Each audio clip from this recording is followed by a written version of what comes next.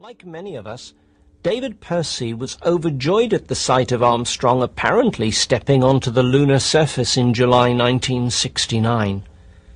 David is an award-winning film and television producer, as well as a professional photographer and associate of the Royal Photographic Society.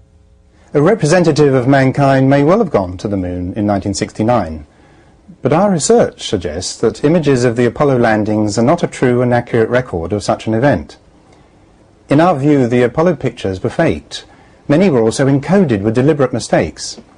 In the years following the Apollo missions, it became increasingly clear to us that there were also errors in the continuity between the live TV coverage and the still photographs. Many of the images are replete with inconsistencies and anomalies. These anomalies and errors may well have been deliberately introduced by whistleblowers. The view of co-author Mary Bennett and myself is that these whistleblowers were individuals deeply unhappy with the fraud they were perpetrating. They in all likelihood created the errors in the anticipation that one day these mistakes would be discovered and exposed. Now, back in the Apollo days, in order to record the original broadcast material for posterity, it had to be filmed off TV screens during the live enactment of each Apollo mission. Now, following the recently completed transfer of all that film onto videotape, it's now been possible to study this film in its entirety, something, incidentally, that relatively few people have done. And furthermore, there's added irony in the fact that new evidence suggests that the original broadcast material wasn't live at all, but actually consisted of pre-recorded video programming. We've come full circle. Talk us through an example or two of errors in continuity between the Apollo TV coverage and still photographs of the same event. A serious continuity error can be found in the last but one mission, Apollo 16 of 1972. Let's take a look at a clear discrepancy in the record. We've dubbed this the jump salute. When the astronaut reaches the peak of his jump, his colleague takes a snap with the Hasselblad stills camera.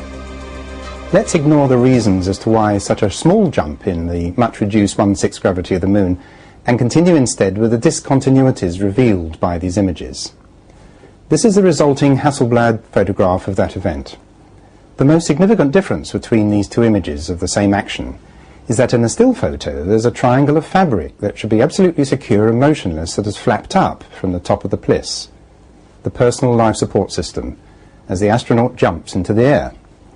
In the TV freeze frame we can see this triangular flap is correctly fastened and is therefore not visible. It's not flapped up. If it had done so, it would be very obvious in this rear view, the TV image.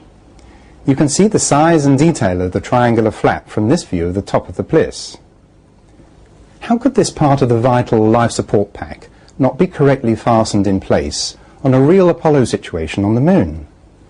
In any event, actions taking place simultaneously, such as TV and stills photography of the same event and the same time, must show the same detail. Both versions cannot be correct. In other words, this piece of TV footage and this still picture cannot possibly have been taken at the same time. This is, in our view, a designer continuity error that cannot have occurred by mistake. The triangular flap would have had to have been intentionally unfastened and hinged upwards and secured in an open position to be visible from the front, as is recorded in the still photograph. Our second example is from Apollo 11 on their way to the moon, when the craft is allegedly 130,000 miles away from the Earth. This anomalous sequence was also found by a fellow TV producer and Apollo researcher, Bart Sibrel. We're all familiar with the way X-ray pictures are clipped up for examination against the light box. Well, what I'm about to show you is a sequence with a large colour transparency of the Earth clipped up against the window. If I put white behind it, you can see that more clearly. And when it's clipped up against the window, it becomes illuminated by the light of the sun behind it. Okay, Level, we have a picture. We see the Earth right in the center of the screen, over. The astronauts are assured that F22 is the correct exposure. Roger, Houston, Apollo 11. Calling in from about 130,000 miles out. And we'll zoom our camera in slowly. Here is what appears to be the Apollo 11 crew's view of the Earth across the blackness of space. Roger. But why would the choice be made to take this all-important first view of Earth from 130,000 miles out by standing well back, away from the window? Could you describe what you're looking at, over? Roger, you're seeing Earth as we see it at our left-hand window, just a little more than a half Earth. During the sequence, after the camera has zoomed in, surprisingly, something comes between the camera and the Earth, partly obscuring the view. Obviously, this could not happen if they were shooting directly out of the window. It would not then be possible for anything to get midway between the camera and the Earth. Central America. South America becomes invisible just off beyond the terminator or inside the shadow. And now in this wider view, there's also an interior light in the shot. How can that possibly happen? Well, in fact, all that we've just been looking at was televised live from the craft. But the camera was not looking out through the window at all. Had they been filming the real Earth from a position back from the window, it would be difficult to keep the subject well framed, as you can see from this illustration.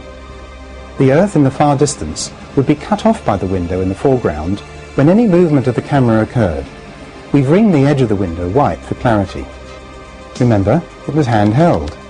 And if they had been filming the real Earth when zoomed in, the edge of the window would not be sharp. It would be out of focus like this and spoil the shot, because the focus would have been set at infinity. Far better to have gone right up to the window and filmed from there. It's floodlight.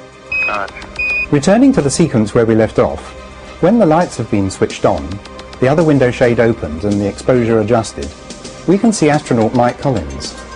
The left-hand window we've just been looking at is now overexposed, but as we get closer, we can see that something is indeed clipped in front of the window. Is it that window-size colour transference of the Earth, with the sunlight glowing white behind it? It looks very much so. Why would they need to be videoing a picture of the Earth? Maybe a bigger f-stop might help.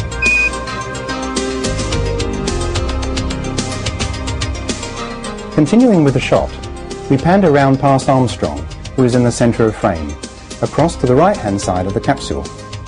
And here, would you believe, through the right-hand window is what appears to be the real Earth filling the view. From the Apollo 11 command module, the CSM, we're being shown two different views of Earth, but both cannot be correct. Given that the first version is purporting to be over halfway to the Moon, and on closer examination is seen to be a colour transparency, we have to conclude that this image is not a true representation of the CSM's position. However, the time recorder reads out a mission elapsed time of 34 hours and 16 minutes. 34 hours, 16 minutes, and 15 seconds. Roger. Can you see that clearly enough, Charlie? Where could they be? Well, as the second view of Earth fills the craft's window, we must conclude that they're in the relative safety of low Earth orbit, and not on their way to the Moon at all. That would then explain why they were videoing a picture of the distant Earth. It's worth noting that this star chart, which is obviously clipped to the window, is held there in the same manner as we suggest was the backlit transparency of the Earth we saw earlier. The President's two star charts that he is using right now as sunshades over the right-hand window, window number 5. Roger, we see the sun shining in through it behind him. And this sequence, then, together with the jump salute, are our first two examples of whistleblowing fakery and indications to us that something's seriously wrong with the Apollo record. Dr. David Groves is a physicist in the UK and a specialist in image processing. I've been involved in image analysis for 25 years now. I did my PhD developing holographic computer techniques for analysing images. My company, Quantic Image Processing, use these image processing techniques to extract three-dimensional information from two-dimensional images used in industry and used in medicine. The NASA pictures that I've analysed contain many inconsistencies, a whole core of which have no rational explanation or excuse. Not surprisingly, a growing number of intelligent thinking people are beginning to realise that all was not well with Apollo. So why aren't professionals in the aerospace industry speaking out? What could be the reason for such reticence? Well, in fact, some have spoken out. Bill Wood lives in California. He is a highly qualified scientist with degrees in mathematics, physics and chemistry. He's been granted high security clearance for a number of top-secret US government projects. Wood has worked with many major contractors to the United States government, including McDonnell Douglas, and also with engineers employed on the Saturn V, the Apollo launch vehicle. For many years, Bill Wood has harboured suspicions regarding the authenticity of the Apollo record. I think that a lot of the people that I have had contact with in the aerospace industry want desperately to believe that this actually